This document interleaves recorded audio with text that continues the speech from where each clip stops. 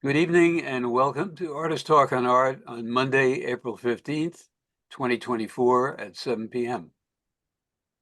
I'm Doug Shear, ATOA President. ATOA has presented and recorded over 1,100 programs since 1974 and featured over 9,000 artists, critics, curators, museum staff, and historians in panels, dialogues, and a number of open screenings. Tonight, we'll be exploring the art of Stephen Siegel, who will be introduced by artist Tanya Marcuse. This is Artist Talk on Art's 50th anniversary year, and we're holding a gala celebration on Monday, May 20th from 6 to 9 p.m. at the Soho Photo Gallery, 15 White Street in Manhattan's Tribeca District. Tickets are available at our website, atoanyc.org. Just click the Purchase Tickets button. Two leaders in the art world are being honored for their lifetime achievements. Liza Kerwin, Deputy Director Emerita of Archives of American Art of the Smithsonian Institution, and Gail Levin, Distinguished Professor at the CUNY Graduate Center and Global Authority on Edward and Joe Hopper, Judy Chicago, and Lee Krasner. Gail's award will be presented by Helen Harrison, former director of Pollock Krasner House. There is also an online auction on the BidSquare platform starting later this month, and art donations are being solicited. To date, we have over 87 artists who have consigned works. You're invited to join them in donating works in support of ATOA by going to the same website and clicking on the Donate Art button. Tonight's dialogue is copyrighted by Artist Talk on Art, and all rights are reserved. The recording will also be posted to ATOA's YouTube channel and ultimately added to our Archives of American Art collection. Please hold your questions or comments until the last 15 minutes of this 90-minute program. Now a little bit about Tanya Marcuse. Tanya Marcuse is an American artist most known for her large-scale photographs investigating the imperiled natural world in elaborately constructed tableau. She studied art history and studio art at Oberlin and earned her MFA from Yale. Tanya's photographs are in many collections, including the Metropolitan Museum of Art, the San Francisco Museum of Art, the National Gallery of Art, and George Eastman Museum. She is the recipient of a Guggenheim Fellowship, a Peter S. Reed Grant, and 2 MacDowell Fellowships. Tanya's books include Undergarments and Armor, Nazraeli Press, 2005, Wax Bodies, Nazraeli Press, 2012, Fruitless, Fallen, Woven, Radius Press, 2019, and Ink, Fall Line Press in 2021. Tanya is a student of martial arts and boxing as a method of cultivating mental and physical concentration and discipline. She is based in the Hudson Valley and teaches photography at Bard College.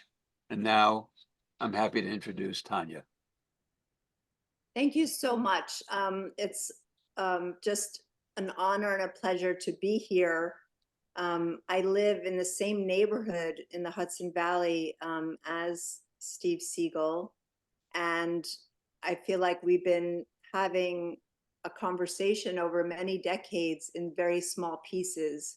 So even just thinking about his work in these last several weeks, really delving into it and thinking about things that I was most curious about his work has been incredibly compelling.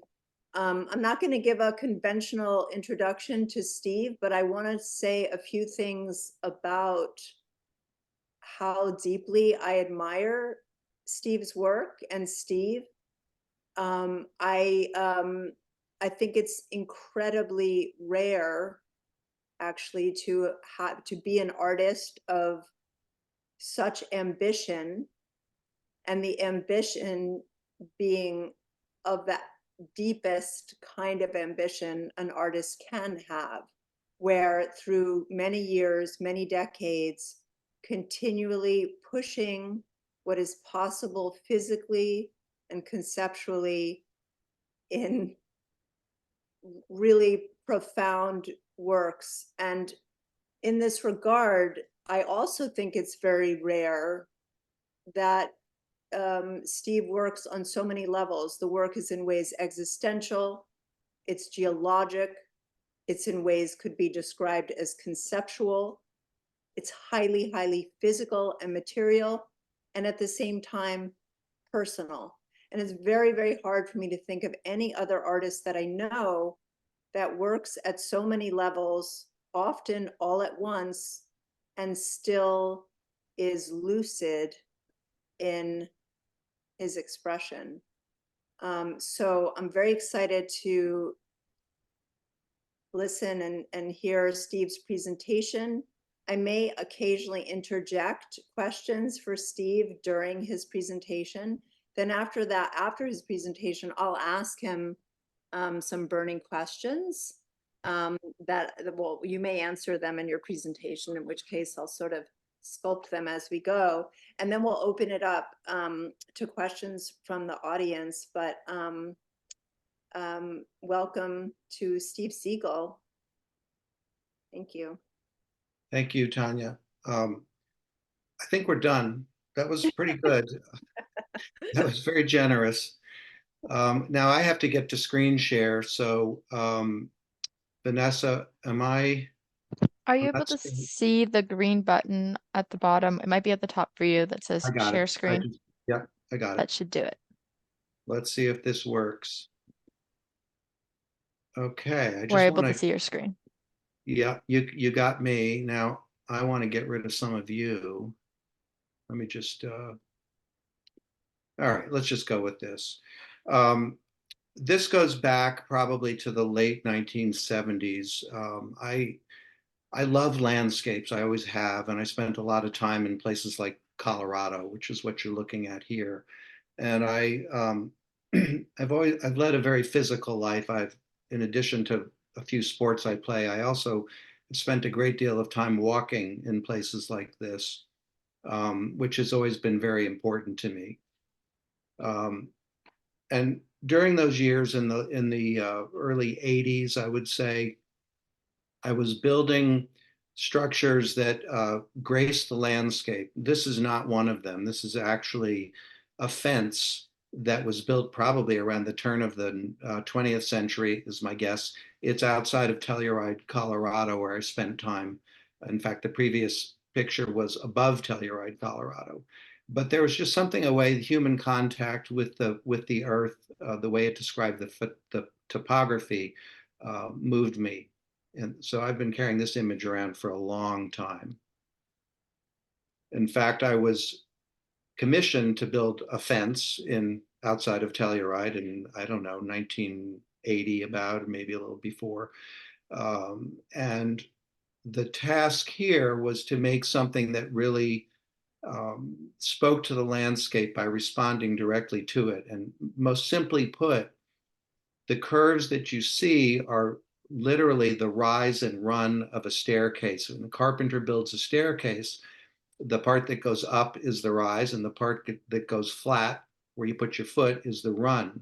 So the steeper the slope, the more extreme the curve. And as this goes down the mountainside, it gets to the bottom, it kind of levels off, and the curves disappear altogether, and the rails just become flat. I was living in Manhattan at the time, and I was reading, well, I was starting to get interested in geology. And I had read John McPhee's first book, which some of you may know, Basin and Range, which is about how it was basically his introduction to the science. And this photograph I've also carried around for decades now. It's the Great Lawn in Central Park. And it represents three different ways of thinking about time, which is pretty much what this whole talk is about. In the background, you see the buildings on Fifth Avenue, which, to a human, they're approximately on the human time scale, anywhere from 150 years old and shorter. I don't think there's anything older there, maybe some of the lower buildings. And in the middle ground, you see these snow fences that were put up to protect the lawn. And they were just there for one winter. So call that now. And then in the foreground, we have rock, which is the Manhattan schist, which I always ask if there's a geologist in the room, and there probably isn't, and I can't hear you anyway, because I don't remember the exact age, but let's just say they're about 700 million years old, this piece of stone you're looking at. So you've got 100 years, you've got today, and you've got 700 million years, which is an introduction to what we call deep time. And deep time was first really discovered, or at least put in the books, by a man named James Hutton in late 18th century Scotland. And he was a retired physician who had some very interesting friends during the Scottish Enlightenment. And he had this theory that he could find a rock formation that would prove that the Earth was, in fact, a lot older than the 5,000 years that the Bible at that time was crediting it with. And lo and behold, he went around and he found it. And this is Sycamore Point, which is 40 kilometers or so southeast of Edinburgh, Scotland. I won't get into the details because we don't really have time for all that. But this proved beyond any shadow of a doubt that the Earth was really, really old. So back in the States, we have places like Canyonlands in Utah, where we see sedimentary rock, and we think about the layers and how they represent time and what's embodied in those layers. And at about that time, having read McPhee's books and retraced Hutton's footsteps, I was asked to make a sculpture at Snug Harbor Cultural Center on Staten Island. And I got to thinking, wow, site of the world's largest landfill, Fresh Kills landfill. What materials in a landfill would be interesting to work with? Because a landfill, after all, will, in however many millions of years, become stone of some sort once it's buried and compressed and heated and all of that. So I decided that newspaper would be a really good medium to work with because it was workable.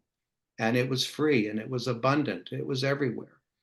And this is the first piece that I made out of newspaper, which I was really dissatisfied with aesthetically. But it got a nice photograph in the New York Times. So I decided to make some more. And one of the early ones was made on my own property down in a bog because I wanted to test and see what happened to the paper over time.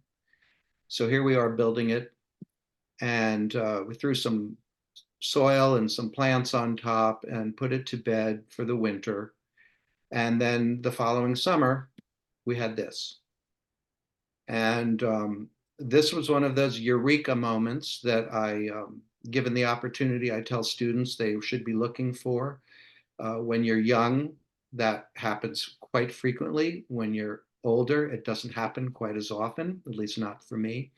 But this led to a long series of these works.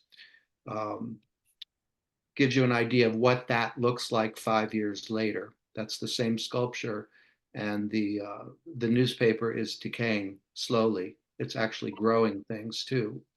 Can I ask you a question here, Yeah. Steve?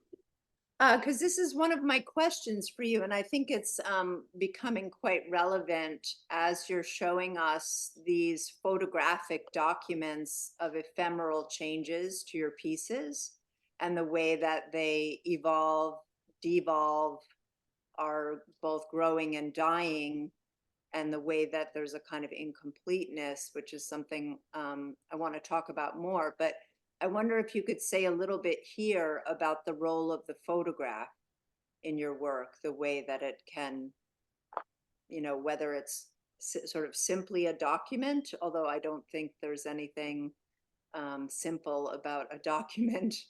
But if you could say a little about that. Okay.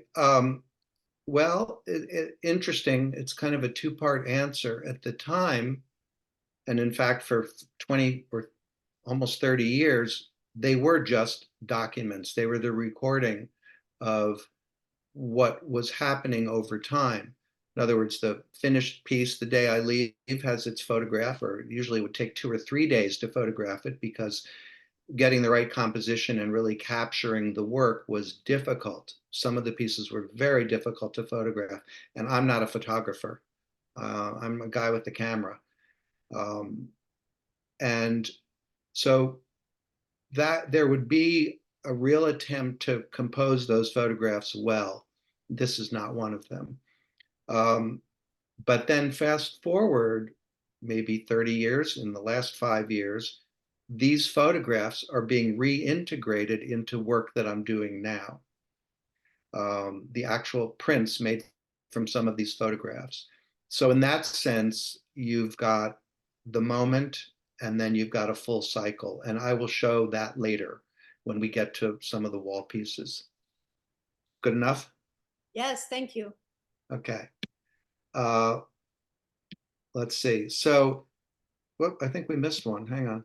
This was an early one in Denmark, and it was called Squeeze. The paper, you can see it's built around these ash trees, which would then grow over time. Paper would biodegrade a little bit, and the ash trees would grow and get bigger. And 10 years later, it looked like that. Now, I didn't take this picture, somebody else did, so it's a different view. But you know, the obvious thing that's going on here is paper comes from trees, and then paper goes back in the forest and it biodegrades and it becomes soil, and trees grow out of the soil. So it's the full cycle is represented over time. This one was in northern Italy in 2002. This is about 16 or 18 feet high. It was when I was approaching sort of the zenith of the technical side of this whole thing, just how engineered and sophisticated could these things get? Because you're talking about, you know, many, many tons of paper and built on this steep mountainside.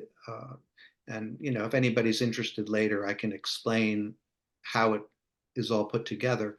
But, you know, at that point, I was still young enough to be climbing up and down a ladder all day with a good crew, fabulous Italian crew.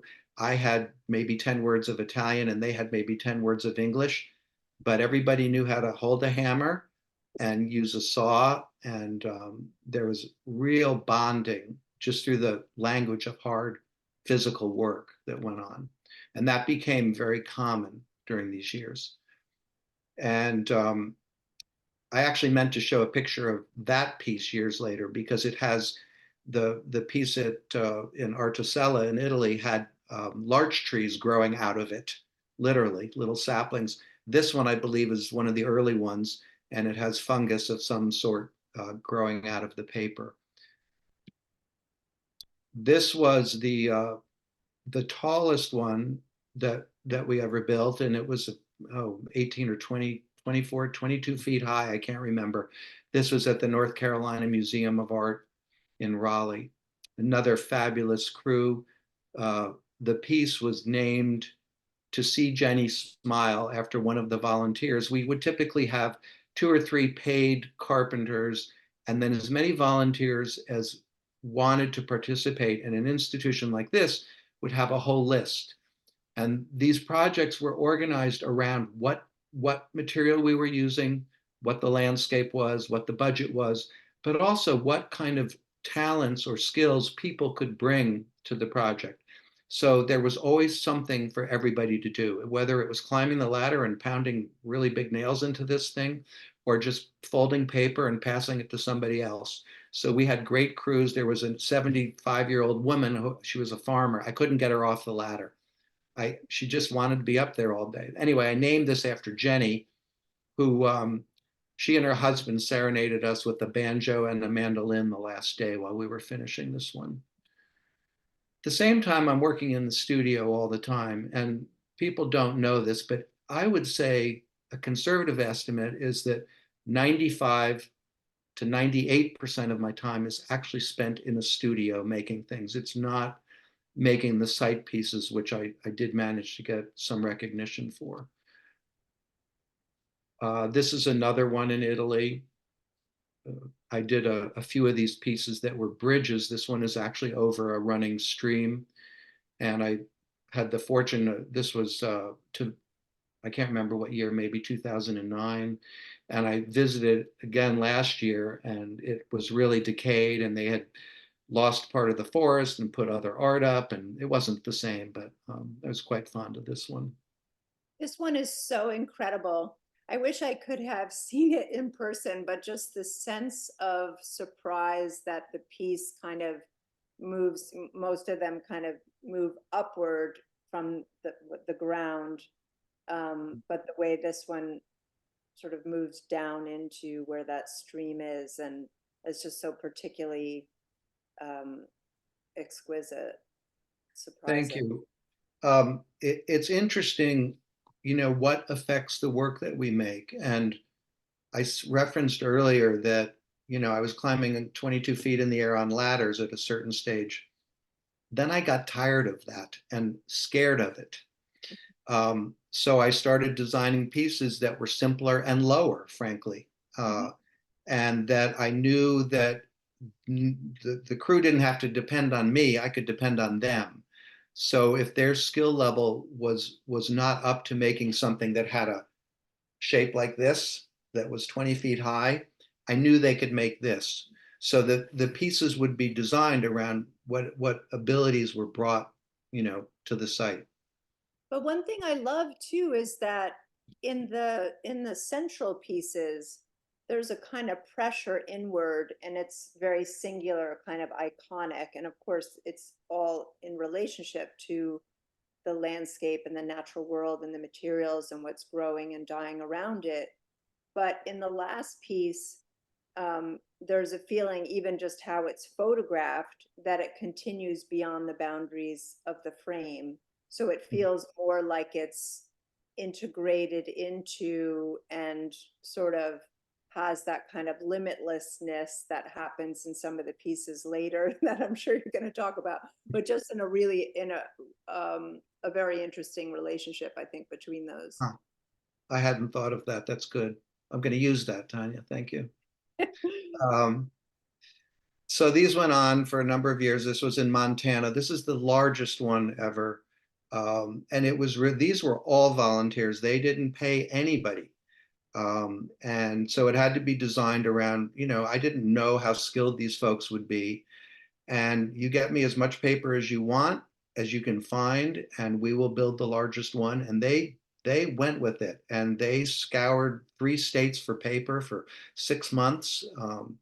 And all these people participated, and I just have the greatest memories. In fact, the Lincoln, Montana Garden Club, that's kind of a joke, but they were very big participants in this one, which was about 3 weeks to build.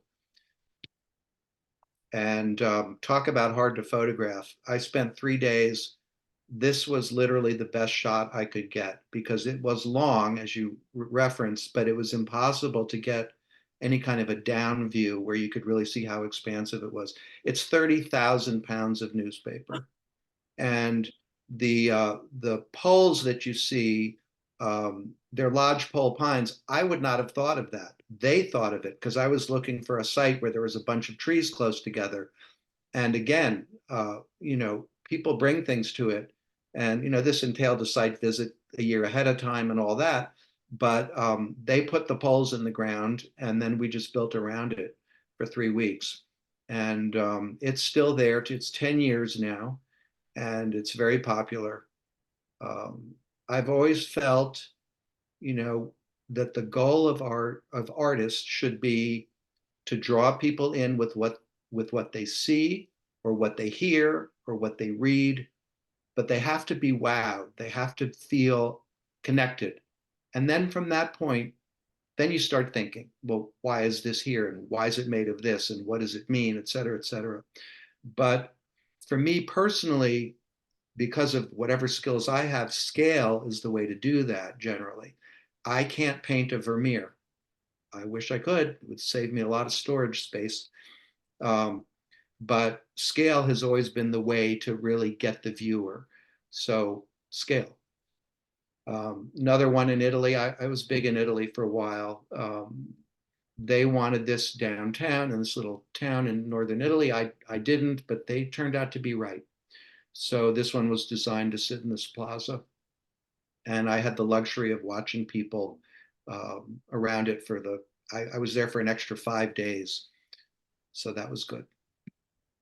Now, around 2001, I started thinking about other ways of connecting materials and these ubiquitous pre or post-consumer industrial materials, or large accumulations of small things, free things, inexpensive things. And I had been reading about evolutionary biology, and I started to understand that geology, at least sedimentary geology, is layering, that gravity is basically holding everything together. But I was getting tired of that. So I started to play around with a whole bunch of other materials in, for lack of a better term, were packages of various sizes. And this one's at the University of Virginia, 2001. The materials are borrowed from the local recycling facility. They're built into the sculpture, into the forms, and then they are, at least in this case, returned. I know they were returned. This is Point State Park.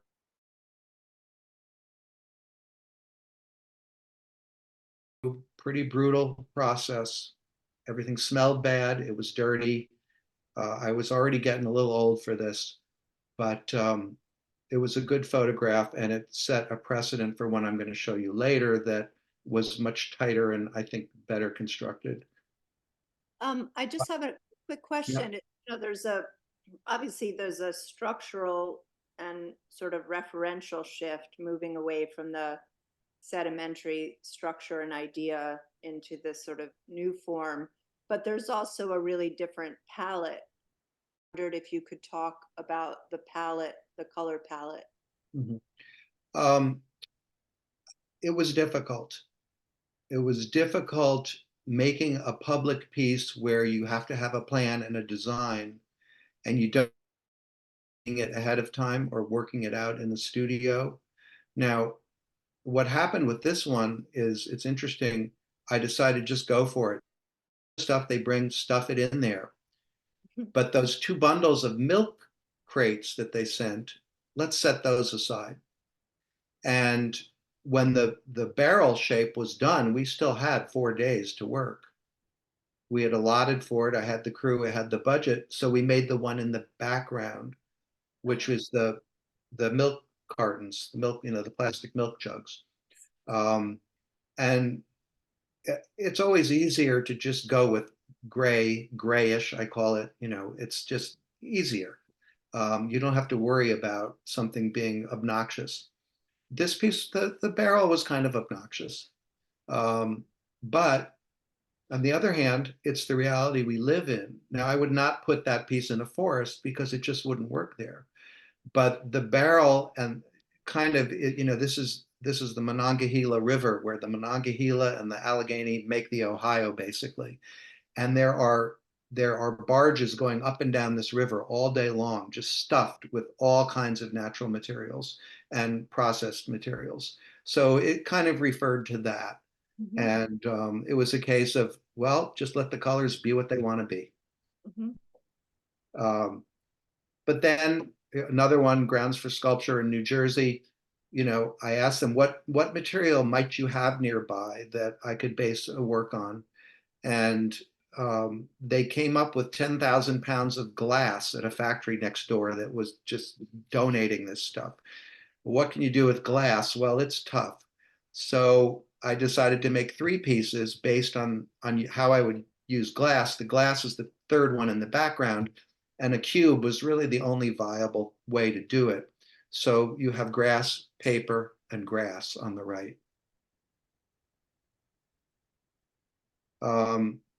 A friend who I'd met in Korea, another artist, invited me to come do a piece in Germany, southern Germany, and I said, I won't do paper, please. I don't want to do paper. Find me something else.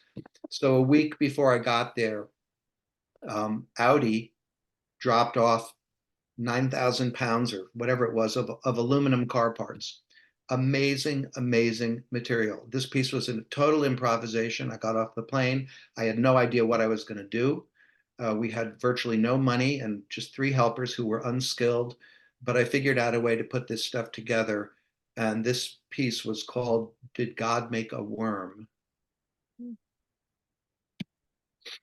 So I mentioned that I was interested in evolutionary biology.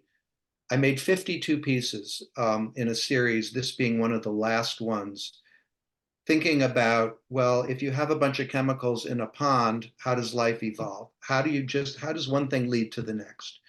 And over the course of, I think, 7 years, these simple materials grew and other materials were added. And if material didn't work, it was subtracted, call that natural selection, if you like. Mutation, natural selection, all of the processes in evolutionary biology that I could understand, not having a scientific mind at all, were incorporated into this series. And it was based, titled after a book by Stephen Jay Gould, Wonderful Life, which was titled after a movie that you might have heard of.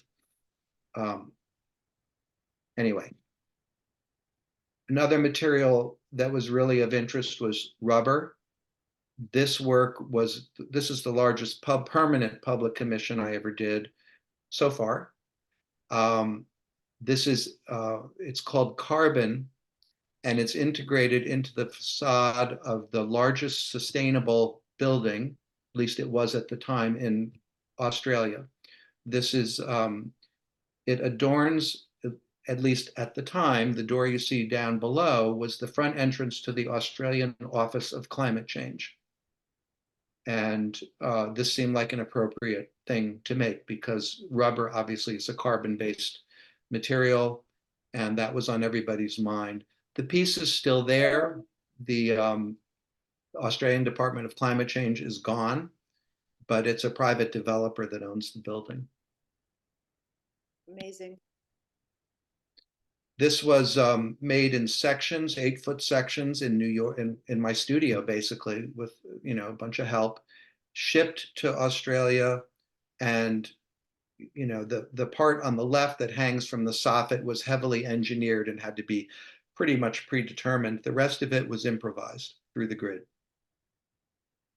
Unbelievable. I mean, I guess that piece in certain ways exemplifies, I guess, like really they all do, what I was referring to, where the sense of structural, visual, conceptual, political adventure is just on this unbelievable level, but it's not didactic or closed. It's very open and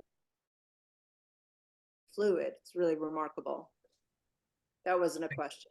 No, thank you. I'm a political person. I'm socially engaged. I'm a political activist. That's not what the art is about. The subject, sure, climate change, but I was thinking about it recently. Beethoven's Pastoral Symphony. People don't listen to it because he decided to do something based on nature. It wasn't the subject. It's because it sounds good. But that's for another day, that conversation, because that's a long one. I do tend to get a little annoyed with a lot of what's passing for art these days. Never mind. This was the last plastic one. This was in Providence, Rhode Island. The only piece I ever did that was destroyed by vandals. It was there for about not quite a year, and during the must have been the late summer of COVID, it was torched. And I won't be doing any more plastic pieces in public places like this. But the form had really been tightened up, and the techniques and the engineering had really been, had gotten much more sophisticated over years. Now, studio work. you can see a lot of stuff here. In fact, some of this is even lit up. These material, I was thinking I could use electronics, but that dropped out of this piece pretty quickly. I'm not going to catalog all the different materials that are in here, but a lot of stuff, large accumulations of small things. And I don't know what you're seeing on your screen, but the very right side of this is blocked out on mine because I have people there. Can you see the hole that's there, the round part where it starts? Yes. Yeah. So that's where this piece started, and it was originally going to be a large. I just thought it'd be concentric circles, really big, and then I realized after like several weeks that it was too difficult to do that. Among other things, they couldn't get that big, and there was no. It was just too difficult to manage it because this stuff is really heavy.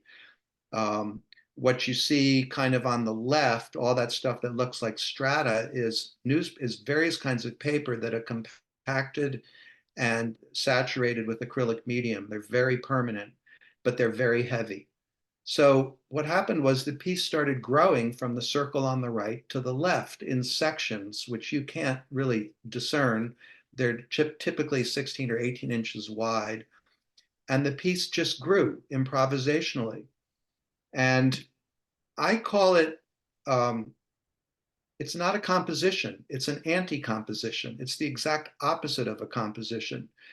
Because as the piece grew, what was happening where I'm standing had less and less to do with what was happening all the way to the right, in part because it was impossible to see all the way to the right because it was just too far.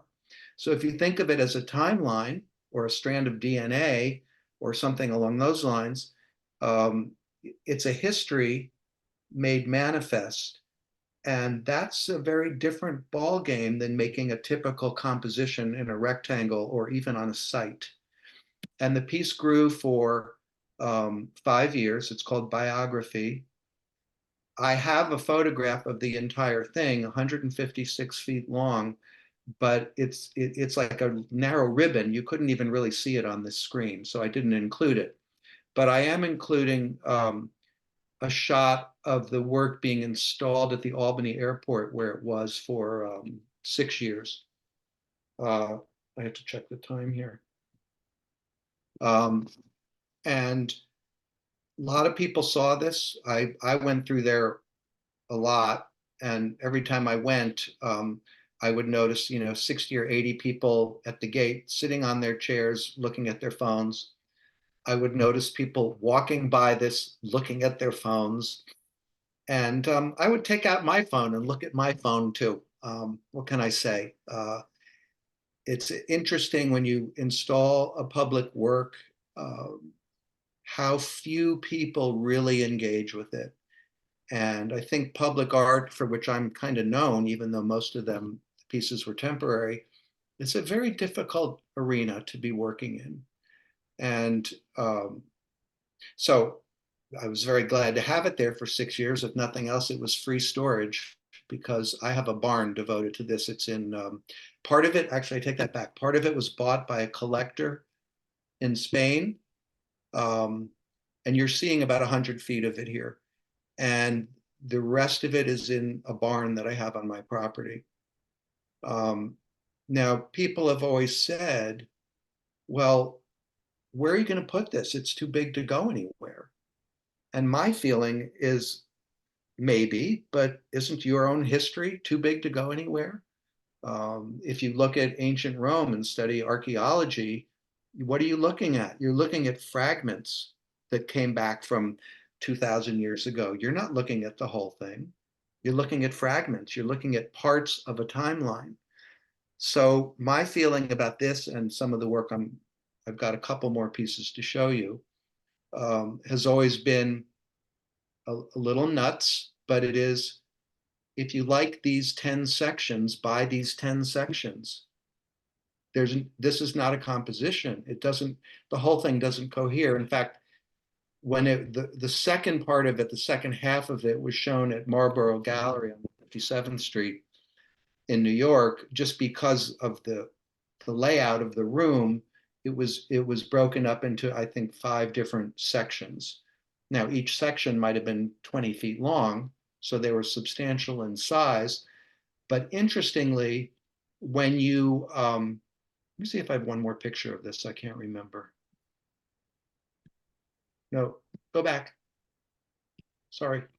I also believe that if you are working in a system that's coherent, like an ecological system, you can take a slice out of it and it will hold together as a composition. Or that's something that's really interested me for a long time. For example, if you are driving someplace and you go through a rock cut where they've cut the highway through the, the mountain, you're looking at a very small part of a much larger system.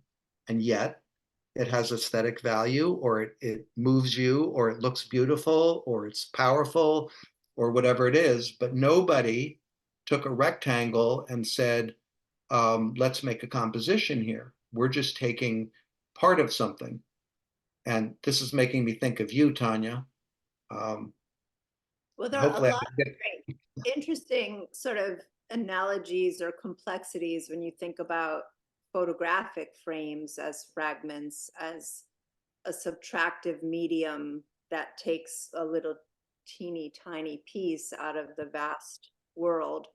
But then there's different ways of making a photograph, right? Like I think the way I go about it might be more additive, right? Where I might start with that empty frame that I use to build a tableau. But I don't want to get too, I feel like I could really spend a long time right here. So I'm going to kind of hold some of my questions about this. okay.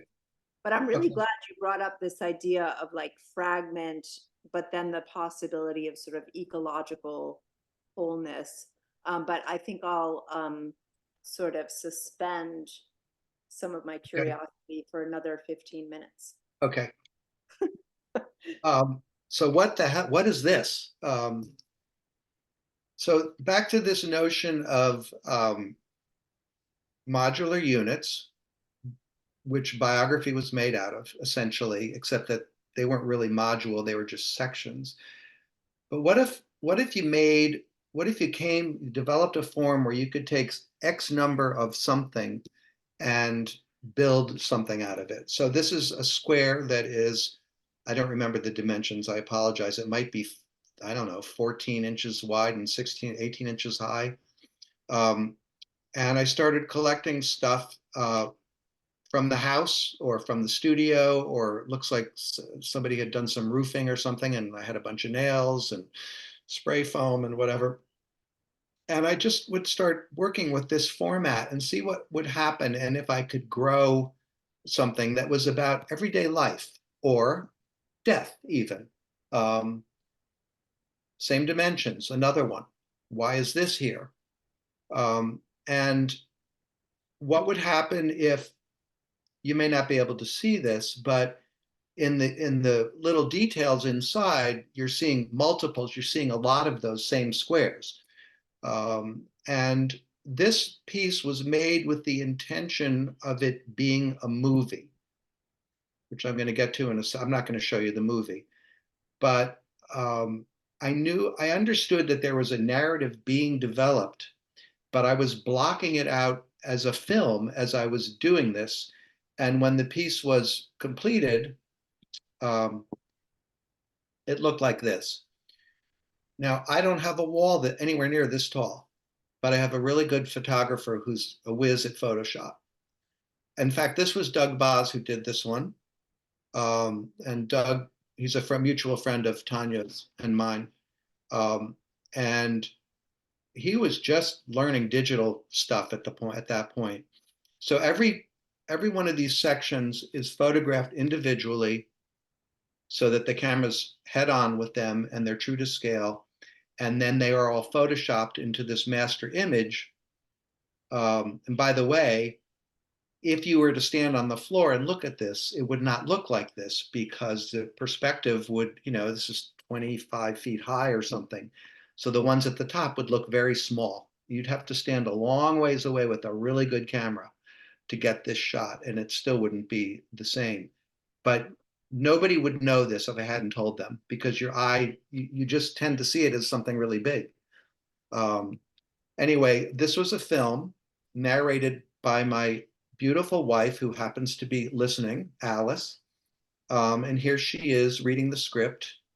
And it was a puzzle, actually, that was made for her. And she knew that it had something to do with her, but she didn't know what. And it wasn't, even though she narrated the whole thing, she didn't know until she saw the final film that it said, I am in the picture, meaning her. And anyway, I thought it was kind of romantic. I don't know what she thought. So that was the first of 4 or 5 projects like this. I think it was one of the more successful ones. There were 2 or 3 which I don't think I will show to anybody, because I think I got seduced by all the technical stuff that one can do in a new medium, film in particular, that was over my head. And maybe I shouldn't have gone there. But on the other hand, when any of us, and I know they're mostly artists paying attention here, those mistakes, even if it's 2 or 3 or 5 years, they can be fuel later on. You just don't know how they're going to work in. So back to, this is actually the most recent large piece. And hang on a second. You can see this is actually just collage. It's not 3-dimensional. So there's a photograph of some mundane or banal objects, the knife, for example, and which actually has a lot of personal meaning because it was given to me by a carpenter in Vermont 50 years ago, and I'm still using it. So in the knife, there is a history. There's a history embodied in the knife. It's a personal one. But anyway, this piece was built with the idea that it would be a book, not a movie, at least not originally. So I was making observations mostly during COVID of just little things that were changing in my neighborhood. Hang on, whoops. Let me go back. And so the format on this one was 40-inch squares. And each one has a simple frame. Although what you're looking at, again, is 9 images that are put together in Photoshop. They all exist. They're 1.5 inches deep. But this one, unlike Biography, was growing sideways to the right, sideways to the left. It was growing up, and it was growing down. And crazy? Maybe. We'll get to the crazy part. Oh, we're And going to get to the crazy part. you Okay. can see here, photographs of some of the individual squares, then reimposed back into another piece. So like your DNA, it keeps recycling back through and through and through. And it grew. So this is the size of my studio wall. It's there's 21 sections here. The wall is 30 feet wide and 12 feet high. And when COVID started, we were all doing food. So there's a lot of photographs of food in there and other stuff. And those 21 sections that you just saw are now the 3 rows at the bottom. So it has now more than doubled in height. And we just raised the ceiling. That's really easy to do. You just go to the guy with the computer. Alice, one of the benefits of being married to a very petite woman is everything looks really big, but that's actual scale. That is the actual scale. That's the scale of it then. Now, as you get further and further away from this, like a spaceship leaving the Earth, the image gets bigger, but the detail gets smaller, and you can't really see what's going on in there. Maybe you could pick up the whole thing. Yeah, I love that relationship between that sort of microcosm, macrocosm, and the way that it's sort of self-feeding, self-nourishing, the idea that like some of the images like re-enter in another zone of the piece. That's incredible. And the book is sort of the Rosetta Stone, which kind of covers the narrative, if anyone's interested. The narrative is simple. It's really another way of, well, how do you put time on a wall? How do we talk about time? How do we show time passing in a visual medium?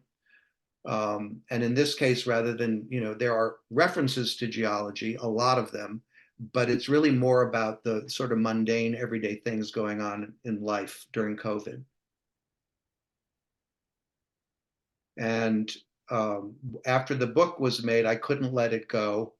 So I kept going with it and did another wall's worth, which then became a movie. So the whole thing, especially this part, became another movie. And 8 minutes long, not even 6 minutes. But it's another way of kind of getting at the same issues and the same problems. You can see on the lower left that this one, the shapes are not necessarily regular. And just got a couple more slides for you. And as this was going, I started to push the shapes. They all link together in no wall, but they also stand alone. So the notion of making a system, following it through, letting it evolve, but then taking a chunk out of it and seeing what do we have if we just randomly cut this piece out. Okay, they're not totally random. There was a lot of thought, but nevertheless, will these pieces stand alone as standalone works? And I think my last slide is this one. Nope, sorry. This is the entire piece so far. I don't think I'm going to get back into this one. This is the crazy, right? But I would say in a gallery or a museum, you don't show the whole thing. You take part of it. It's just that simple. And it works. Nobody's interested. They think I'm nuts. But over the course of my career, I came to understand early on that if I didn't do nuts, I wasn't going to do anything good. So I did things like this. One more slide, which is to show a little detail of that last section. And it does become personal. It becomes autobiography or autobiographical in a sense, in addition to all the paints and the photographs of all that stuff you see and the cut paper, which references geology. There is that piece. It was called Like a Hive, Like an Egg. It was at Articella in Borgo Valsugana in northern Italy. And it's right there in the center, a sculpture from 2001. So everything is getting recycled. And I think I'll leave it at that, Tanya. How'd we do for time? Oh my God, you were perfect. Okay. Even though I interrupted you. No, you were supposed to. I was counting on you. But, it's really what's amazing is that what we just experienced was like a little analog, right? The evolution of the work, which has a little chunk of time that we all experience together, watching you talk about quite a number of years of work unfolding. And I hadn't really thought about that, but I feel like there's this relationship to how you work. One question that I am thinking about, because I can picture and in a way yearn to see, like if you go back a slide, the actuality of the entirety of the thing physically installed. Say in the atrium of MoMA, for example, would have, I think, a tall enough wall. I'm not being at all kidding. Well, that's the wall. So what would that in any way, like I feel like when biography and this piece I feel like they have this, they're bonded together in the way in which they're sort of infinite, or I guess they're not, right? Because you're mortal. So at one point you would not be able to continue having the piece grow, right? Your time, your continuum in time and space would end. But I even noticed when I was looking at more of your work that in biography is considered paused as opposed to finished. So I'm just very fascinated by this idea of when and if something is ever finished, and what it means conceptually for something to be, I mean, this is possible to realize physically, but I would love to hear you talk about whether in fact you prefer in some way the idea that it actually shouldn't be, or, you know, let's say you could install this. Mhm. So could you talk about that? That was a little more rambling than I had planned or noted. No, But that's that's good. Yes, the wall in MoMA. That's the wall. Who do you know? Um, so, but again, you put that on the wall in MoMA, and maybe if you have a telescope up on the balcony, you can see the detail in it, but you're not going to see it otherwise. You're going to see you're going to see something receding in space because it's so big, and you know all that detail is there, but you can't possibly see it. And you would never see it like you're seeing it in this photograph. So in a sense, if you think of the moment that you're living in right now, where everything is vivid, and then you let your memory go back to dinner, and then to breakfast, and then to last year, everything softens and gets further away, and nothing is as sharp. So physical space and time moving, maybe they're similar in some way. Part of me feels, I'll confess, I feel somewhat defiant when people tell me no wall is big enough for this. Where are you going to put this? I'm like, I'm just going to make it bigger because it's what I need to do, and I need to do it. And if you're not getting it, maybe I haven't succeeded. Maybe my job isn't done yet. Maybe it's an impossible thing, but certainly, exhibiting the whole thing, um, it's just not a priority for me at all. yeah, yeah. I guess I was wondering whether it was like, in fact, could it really almost undermine what you're most interested in about it, if, to actualize the piece.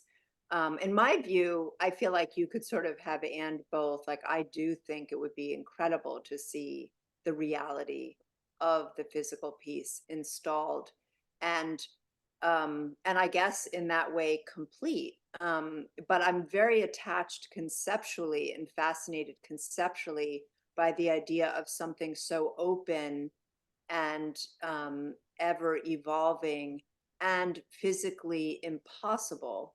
Like, I find that conceptually, that's where I find myself really captivated, but at the same time, that doesn't hold me back from really wanting to see it physically realized, and to be, I'm a little bigger than Alice in all ways,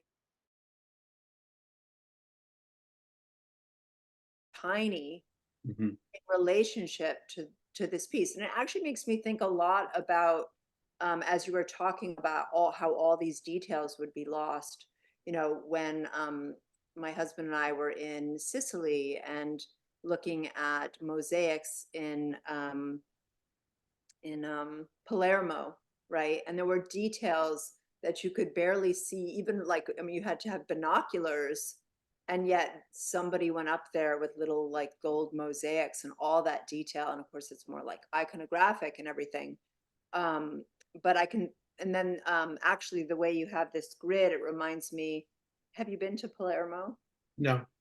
there's a beautiful, incredible Triumph of Death mosaic that's sort of late medieval, but that sense of scale of the body in relationship to something so enormous. And I did get to see Biography in the airport, and I was not on my phone, and I found it utterly riveting because, speaking of the body, and this is why I want to see this somewhere installed, you know, as you walk along the piece, you know, you have to walk to see it. There's very few artworks. I mean, there's some sort of church situations, mosaics, mass mocha, large scale installations, but by and large, most work is not captivating our peripheral vision.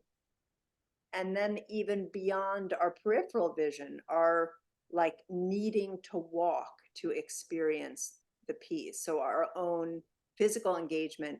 And I loved what you were talking about, because at first I was sort of taking issue with the idea of anti-composition, because I actually found myself truly astonished that you could make a piece that represents time unfolding, right? It's like time unfolding, but it's also on multi layers of sort of, as you were talking about in the Central Park photograph, all these different like levels of time, but still have wholeness. So then you moved to this idea of ecological wholeness, because I felt it to be quite compositionally whole. So I wondered if you could talk a bit more about wholeness and anti-composition and those ideas in Biography. We could go back to the slide if you like.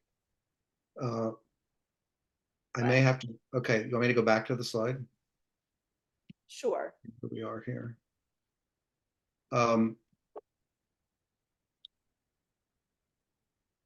Well, wholeness. Well, as you said, I said somewhere maybe on my website that all the way to the left where that black part is, that's where it was paused. Mm-hmm. And I think I chose that word instead of ended or finished, specifically because I felt like, well, why would this not keep growing?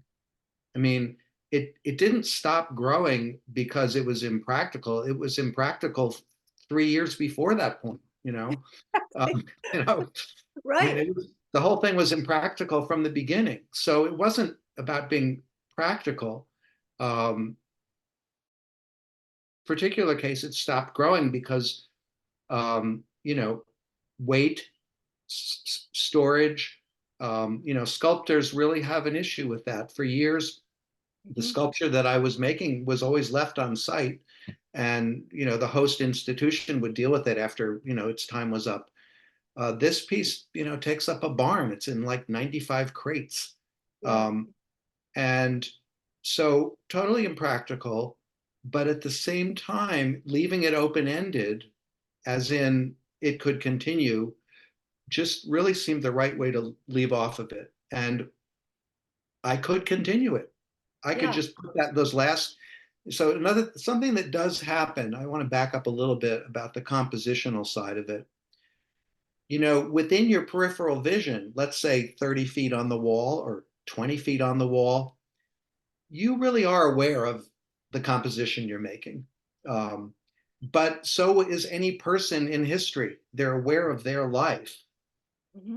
but they know that before them and after them, stuff happens that they don't really see, right? So, you know, so what was on the wall would be composed, but then the whole thing would shift to the right, and I'd start the next 10 feet to the on the left, and I just lose whatever shifted and was created and put away. So at any given time, I'd be working on, say, 20 feet of it, but 120 would be created and put away. I would have no idea how that related to what was happening. So it really was, you know, me moving through time with materials. And look, I'm a visual person. I don't, sure, there's conceptual aspects to all of this, but if it doesn't look good, it isn't good. And, you know, your definition of good obviously varies. You know, good could mean any number of things, but it has to have visual impact. And that does entail your palette, your composition in that 20 feet or whatever it is. So I am very much aware of that. Something else I thought of while you were talking, Tanya, in 1977, I was installing a piece at Documenta for Michael Singer, who many people here remember, who died last week. I was his first assistant, and Walter Di Maria was installing the vertical kilometer in Kassel. Now, for those of you who don't know, it's basically a brass rod that goes into the earth vertically. And I was there when the drilling, the oil, the whatever the equipment was, like an oil rig, was drilling the hole for this thing. I did not see them physically insert a kilometer's worth of brass rod. However, I'm convinced that they did. And I know that what's left is the, you know, the top of the rod, which is maybe this big. Mhm. I think it's got cement around it or something. And when you talk about the unseen Mhm. that grabs you, that piece has always stuck with me. And I don't think, you know, he was doing it as a, for ego or whatever, for sensation. I think it's just what he needed to say. Yes. This is all underground. It's there, believe me. Yes. Well, Fascinating. it activates and kind of harnesses all sorts of ideas about, plausibility, trust, imagination, and the conceptual. I mean, that's why I began by, I could have talked about all of your awards and where you went to school and your public commissions, but I really feel like this thing where you have so closely hinged, like in the very material and process is the idea.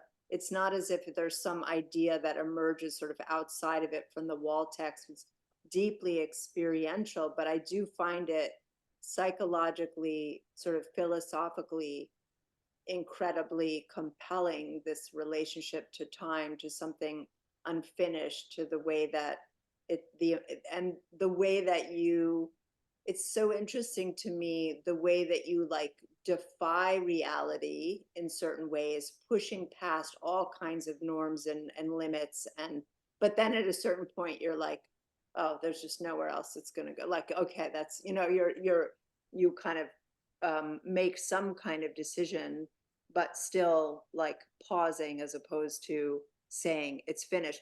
A few times earlier on in the presentation, you did use I was kind of curious whether you would say something was finished, but then you might show some slides of the after it was finished, what, what became of it, suggesting that the job of the artist or your role is one that takes something to a certain point, maybe not with all of your pieces, but some of those earlier pieces, and then the elements, time, seasons, light, all of those things further transform a work, sort of in this together, creating and destroying it in a way that's also like just super fascinating.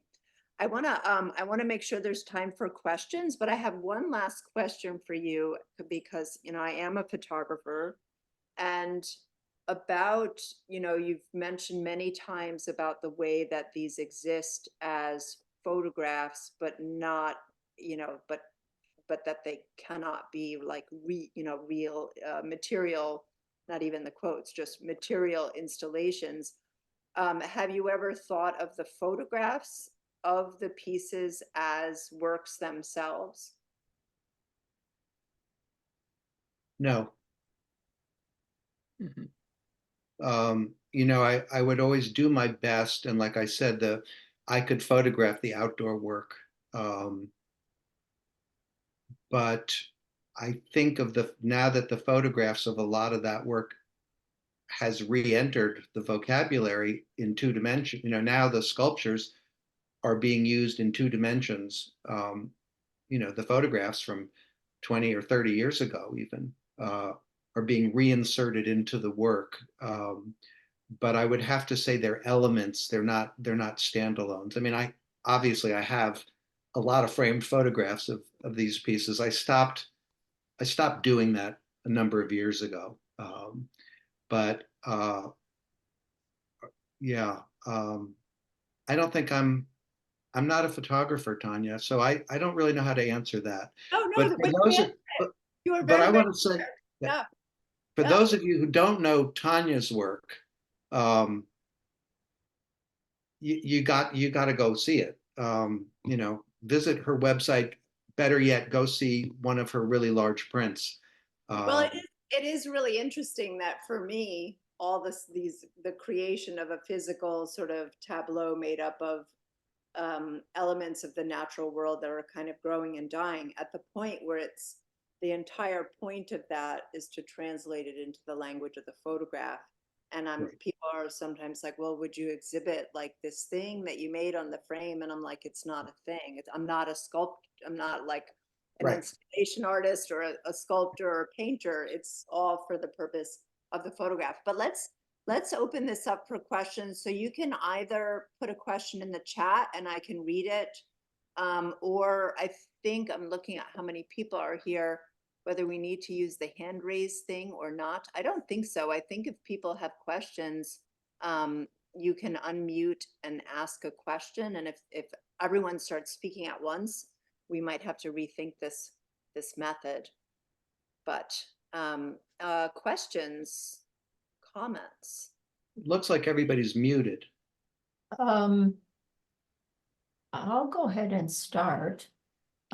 Just say hi, Stephen and Tanya. And Stephen, thank you so much. I've been following your work for a while, so it was great to hear you talk about it. And I wanted to hear a little bit more about this idea of the pieces that you said a collector had a portion of this piece that you have up on the screen now, and how that it didn't bother you if this went into different places as a new form, if it were to come back, because obviously that piece now is missing and it's elsewhere.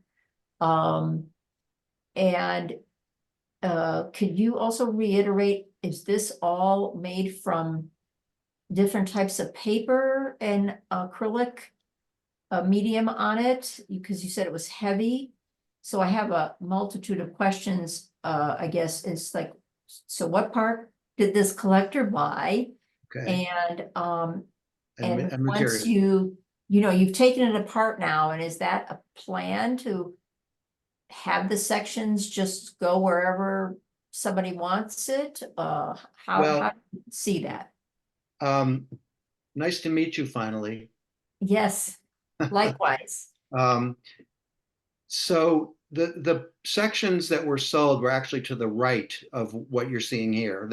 They preceded this part of the work. And there was like 6 or 8 sections that went as a chunk. So, just imagine a piece of it the size from the right all the way to where you see that line in the wall, that vertical line. So it was a piece about that size, maybe 10 or 12 feet long or something like that.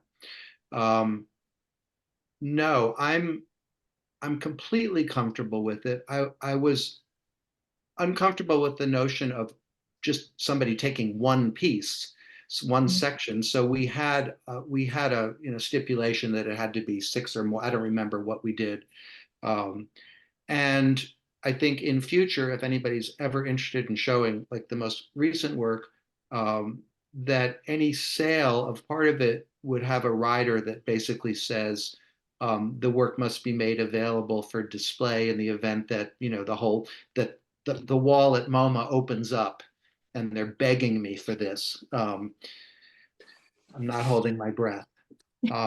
So I would want to be able to reunite it because yes, of course it would be great to see, the whole thing. As Tanya was saying, this piece in particular, biography, you walk along it. So it works on a wall. It's not 40 feet, 45 feet high, which is what the last one is. Um, so I think that sort of answers that. As far as Yeah, materials go, there's the paper. If you look all the way to the right, you can see the stratified stuff. That's paper, but the black stuff might be yarn, and the gray stuff is yarn. And there's a million different materials in there. There is a lot of yarn, and there is a lot of twine in the middle that is impregnated with acrylic and then has sand on it.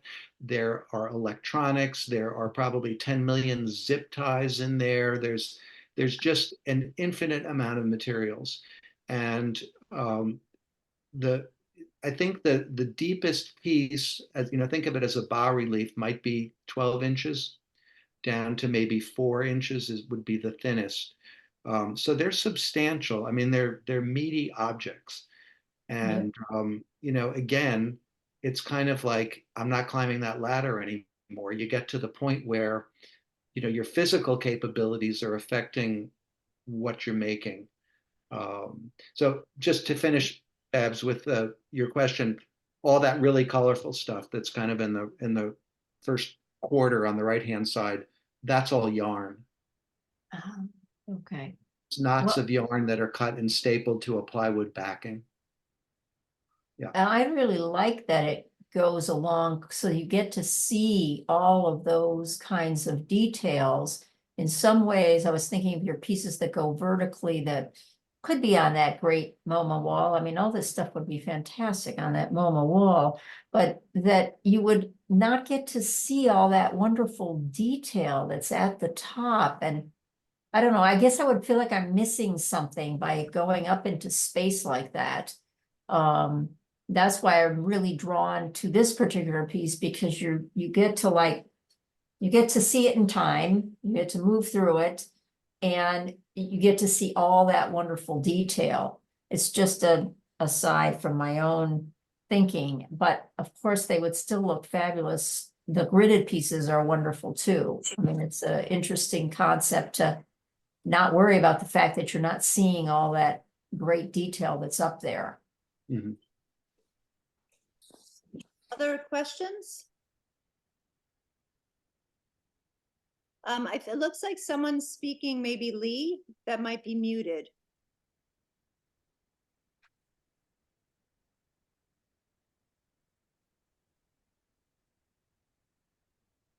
So if you want to unmute, there's a sort of at the lower, it's usually on the lower left of your screen, of your Zoom screen, is a mute, unmute.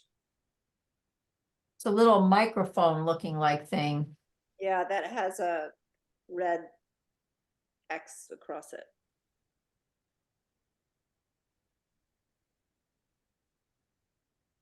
If you want to put it in the, would you like to type your question into the chat and I can read it? No. Very curious. Okay, I think it's my turn to jump in here and start by saying thank you so much to the artists Stephen Siegel and Tanya Marcuse, and also to Vanessa Gershbein, our Zoom operator. Let me quickly mention that next week, April 29th, is an open screening for environmental artists. If you're interested and you're not already queued up to do it, contact Miriam Deutsch, who is our programming director, and let her know. That's Miriam Deutsch, which is DEUTCH @gmail.com. And one more plug for the 50th anniversary of Artist Talk on Art.